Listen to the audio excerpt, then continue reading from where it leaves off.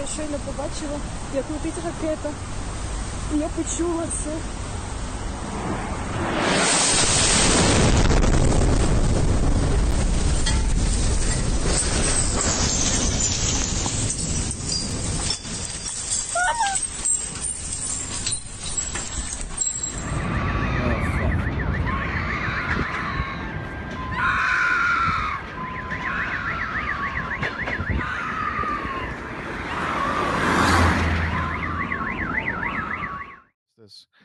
Pete, thanks for coming on, my friend. Appreciate your time today. Yeah, good to be here, Todd. So, what do you think of that? The first thing I thought about, Pete, when he said, okay, we got 50 days is, okay, are the B-2s going to fly on day 51? That was the first thing that came to my mind. But what about you?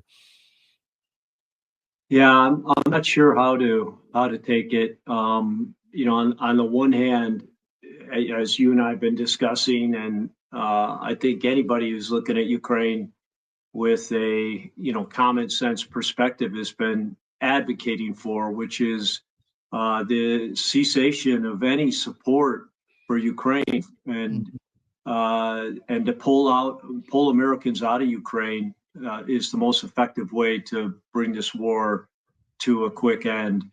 What we're seeing again is reality versus propaganda, and unfortunately, I believe that President Trump is getting far more propaganda than he is reality.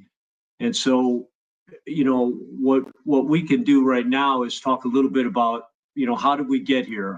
How did he come to this decision?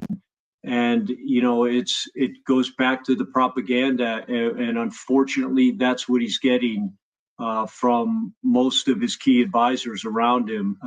Do you have that? Do you have a Kellogg clip? If you don't, I have this quote.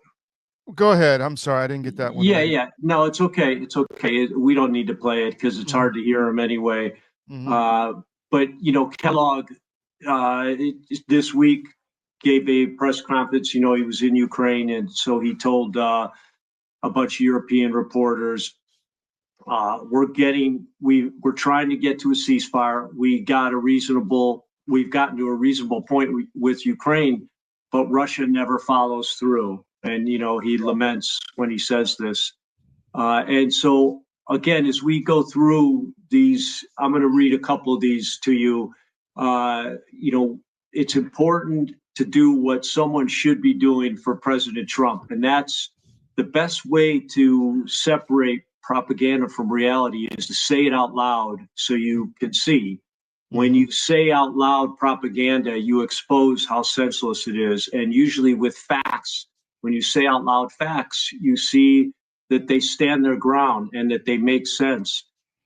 So Kellogg is talking about a ceasefire, and this is the first thing that needs to be said out loud, and semantics matter here. The U.S., when we say ceasefire, we mean a temporary stop to the shooting. But that's not what Russia wants. Russia wants a permanent peace. And the reason they want a permanent peace is because of so many statements and a few I'm about to read from MERS and Root. And thanks to Victoria Nuland and the Biden gang in 2013 and 14 and all their phone calls being intercepted, Russia understands this is an existential threat right on its border. And again, you have to say that out loud, because would we enter a ceasefire with the Houthis if they were on our northern or southern border and then just leave them alone? No. Because both sides are worried about them just rearming, right? I mean, exactly. And the statements that Zelensky has made prove that he's not looking for peace. He's still talking about the downfall of Putin, the breakup of the current Russian government. And, he's not saying anything about the issues that Russia has put on the table since June of 2024. So the fall of the Russian government, I mean, that's the Atlanticists, wet dream, right? I mean, that's what they want. Yeah. Right. And so, and then we had another statement from Marco Rubio earlier this week. I've grown to like Marco Rubio in his new job. And, you know, he came out and he said, since the beginning of 2025, there's been over 100,000 Russians killed, while Ukrainian forces have lost significantly fewer, but also significant. Mm-hmm. And again, these type statements, you know, Rubio cannot follow the world at the level he needs to. Any Secretary of State, especially when you have the Iran-Israel thing going on, and a number of other brush fires all over the world.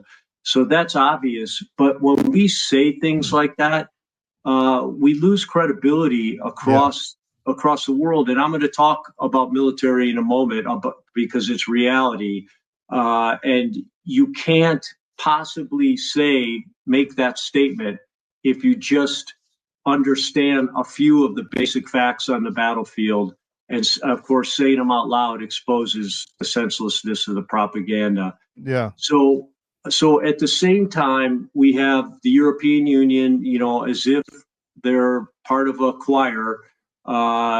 They're singing at the same time and laying it on as thick as possible about the threat from Russia, China, Iran, and North Korea. And, you know, we talked last week about what Mark Rutte said, which was, you know, his hypothetical. If Xi Jinping decides to attack Taiwan, the first thing he'll do is call Putin in Moscow and tell him, I'm getting ready to do it, and I need you to distract Europe by attacking NATO territory. Those are his words. And they, you know, in a way, they kind of show how stupid he thinks the people of Europe and the West are. Yeah. Well, you know, we have a show on Europe where we have some guys in Austria and Germany and UK, and they're telling me, you know, Europe is propagandized. The population believes this crap. You know? Yeah. No, they've lost their freedom of speech, and the media is worse, if you can believe that's possible, than they are in the U.S. You know, just on Rutte's thing, I had to include this. Medvedev came out with the classic comment. He said, Rutte has clearly gorged on too many magic mushrooms beloved by the Dutch. So I thought that was good. And it's kind of true, because the only basis of fact for that statement, for that fake telephone call, is someone on mushrooms. There's no, anyone who studies the Russia-Chinese relations knows that it's completely farcical.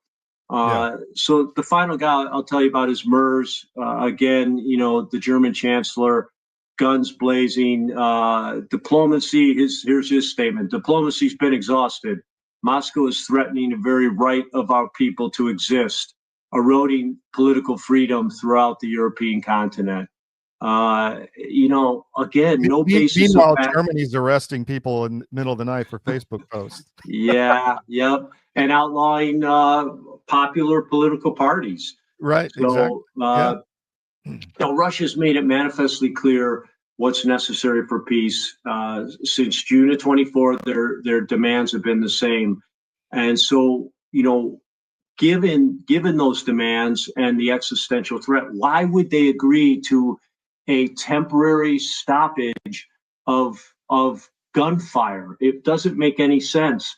So now let's look at the reality, both social and military. And, you know, we're looking at this in the context of Trump's decision and what he should be looking at. So he's talking about starting support back for Ukraine. And let's just look at the reality on the ground. A number of polls came out this week in Ukraine. So Zelensky's popularity rating has plummeted to 14%. And an overwhelming 60% of Ukrainians don't want him as president. 74% of Ukrainians want negotiations with Russia. So these numbers alone should tell you the people of Ukraine do not want what we're proposing, which is a continuation of the war. I'd also add on Zelensky, he just replaced all his European U.S. major country ambassadors. And I saw on the news someone asking why. Well, the why is very simple. He's agreed to elections. Elections are going to come up. And in a page out of the Democratic Party's 2020 playbook, the absentee ballot is going to rule the day because of the millions, and it is over 1 million Ukrainians who have left and who are living in European countries and in the West.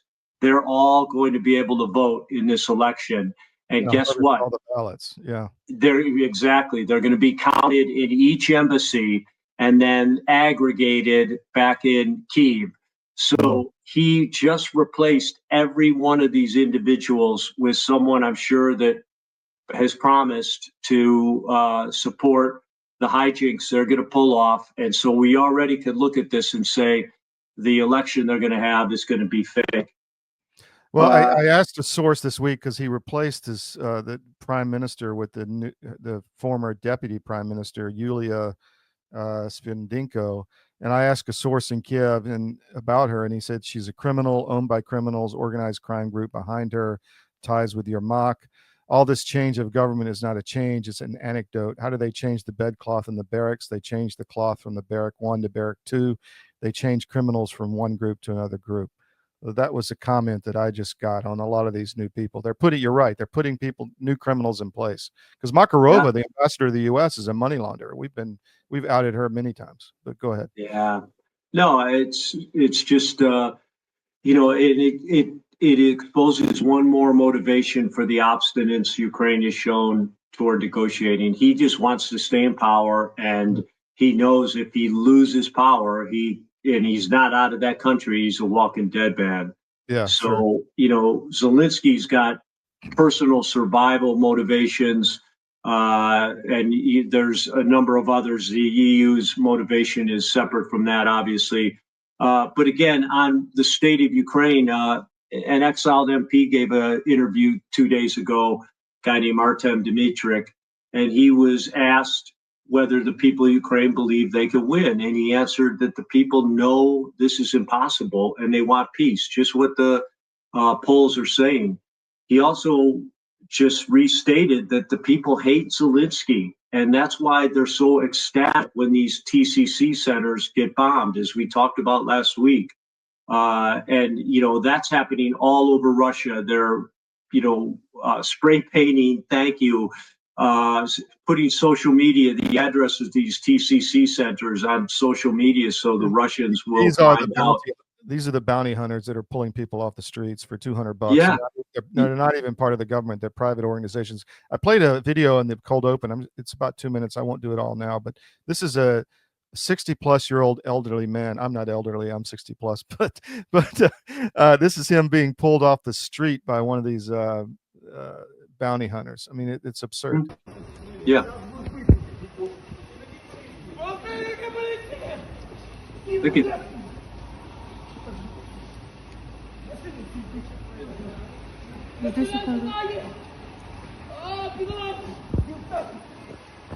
Не показуйся.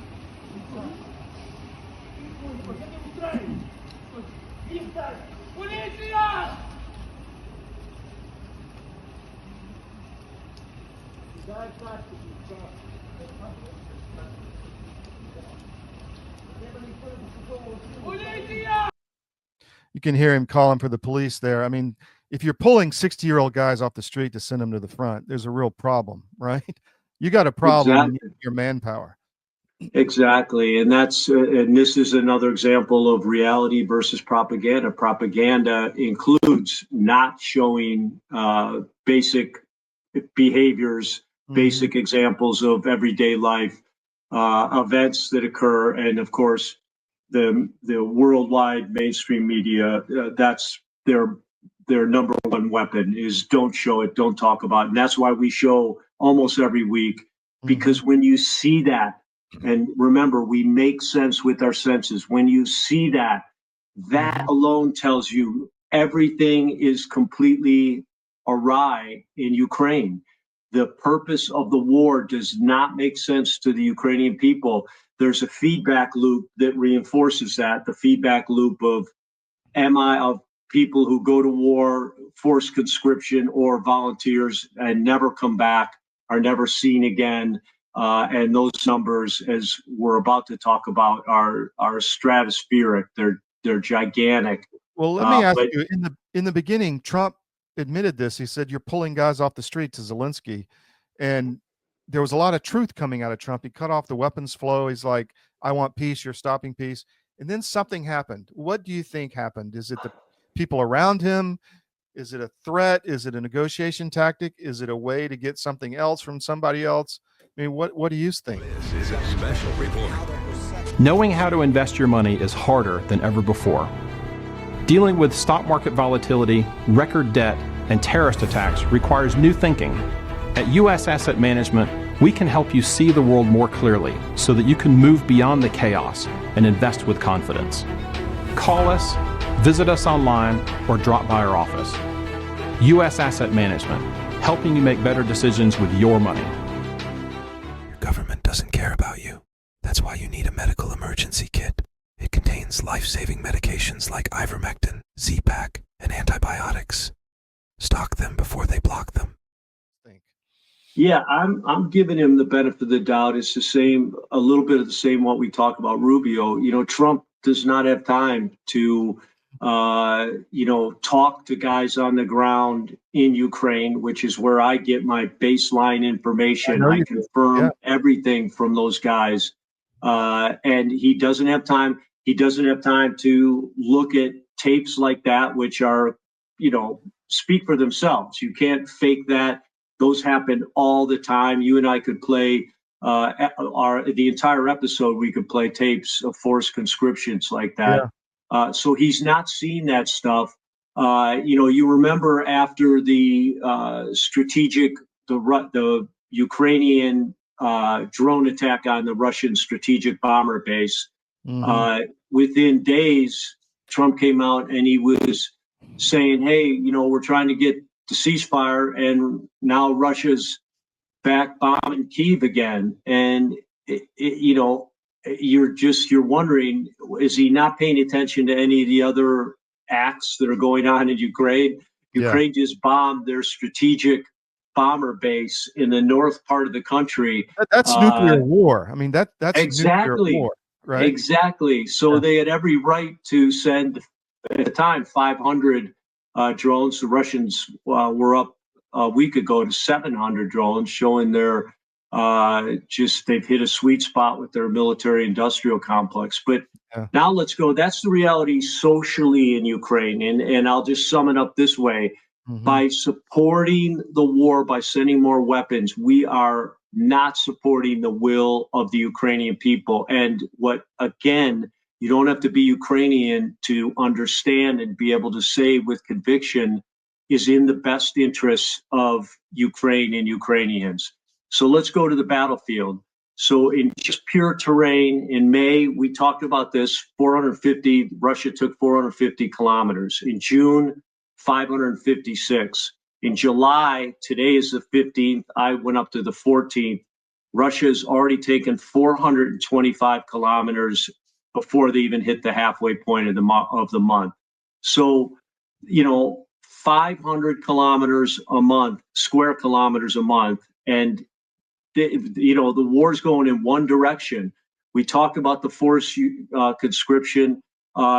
Desertions are still skyrocketing. The number that's on record right now is 247,000 men have deserted the Ukrainian army. 127 of them have deserted this year alone. Again, it's July 15th, so we're in the 7th month, just past the halfway point, and we almost have half of the total desertions just this year. So that's not insignificant. That tells us they've always been against this war from the beginning, but now it's on steroids. The Ukrainian people do not want to send their loved ones to die, and the men don't want to go either, as we just saw. Well, I think there's a difference. I just want to point out between East and West Ukraine. I think some of the Western Ukrainians over toward Lviv in that area that are more the nationalist, like you could say neo-Nazi areas that were Bandera, supporters of Bandera, etc. I think some of them are all in, but because that's just their history. But the rest of the country is not. I think I just want to point out there's a lot of different ethnic groups in Ukraine, and Yep. and not all of them speak the same language as far as this war is concerned or have the same agenda. And as we've said before, Todd, they have no voice. The Russian media is controlled by Zelensky and his regime 100% thanks to USAID funding. So they have no voice, and you and I have to show those videos because there's no other source for them, even though they're as common as can be on the ground. I asked one of my buddies to get some actual guy on the ground Ukrainian fighter perspective, and I got a pretty good snippet that I've necked down. He just said, "Hey, he asked him tell me how it's going on the battlefield." He said, "Sometimes we hold our own, but we get overrun all the time, and that's mostly caused by lack of coordination between units and inability to trust the teams around us due to lack of training and commitment." He also said the Russians were always good. They've gotten much better, and they have way more people and more equipment than us. And finally, my buddy asked him, "What do you want? You're, a very competent, hardcore fighter. What do you think the best course action is for Ukraine?" And he said, "We need to negotiate with Russia and find a solution to end the war." And so I just sum up the battlefield. We go to Ukrainian losses, and these are by the week.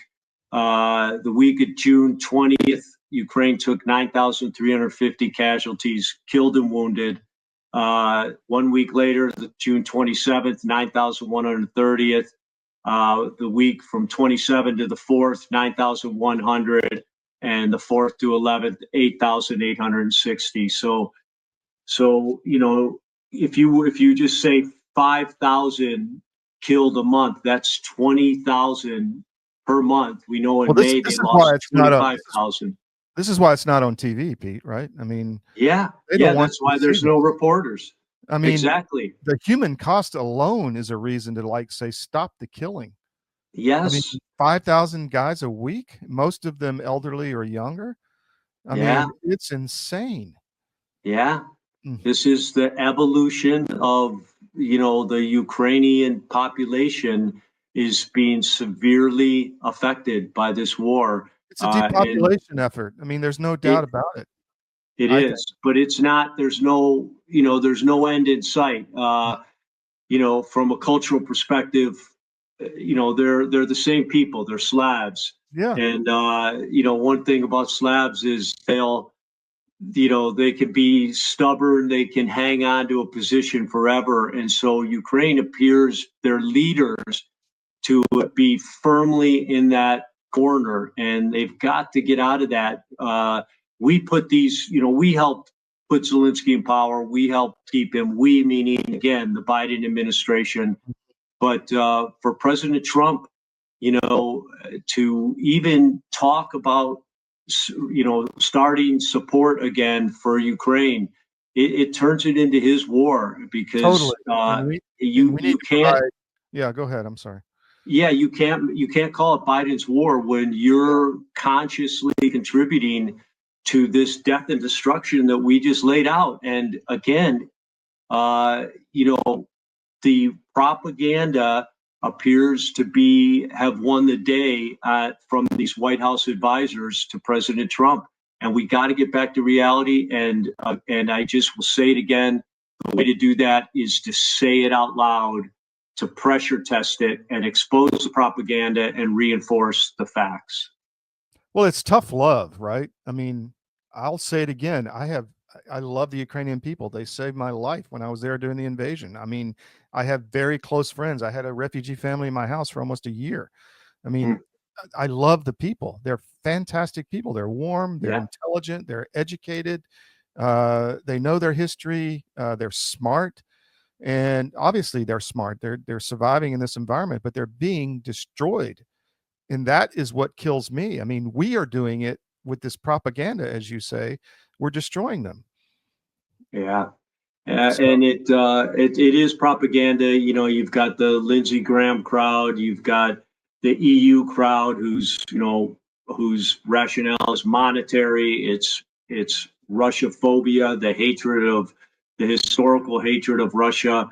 But I really believe on the EU side, none of those leaders have any chance of getting reelected. Whether you're talking EU, NATO, Germany, France, or Britain, they have no chance unless they can create some in extremis situation, and that's what this fear mongering is about. yeah, That's why, totally. keep the war going. Our economies are redlining.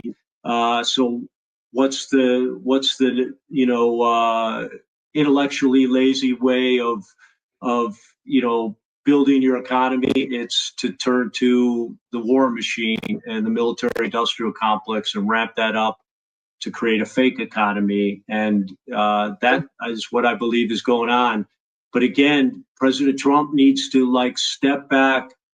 How does he want to be perceived, to be remembered? It should be as the wise world leader. And the wise world leader needs to be able to tune out all this propaganda noise that he's getting and just do the right thing for the people of Ukraine, the people of Russia, and the people of Europe, because this thing, is a tinderbox, and one stupid decision, and there's a lot of bad leaders who could easily make a stupid decision, could turn this thing into a nuclear confrontation, and Easily. anyone who denies that is just denying reality.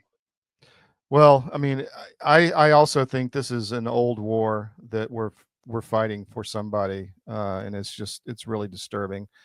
There's an article on our site where they had the initial negotiations in 2022, and after the invasion, and the representatives of the Ukrainian side showed up with Galicia flight jackets, which were the Nazi squadron, and they showed up to negotiate with those flight jackets and the patches on.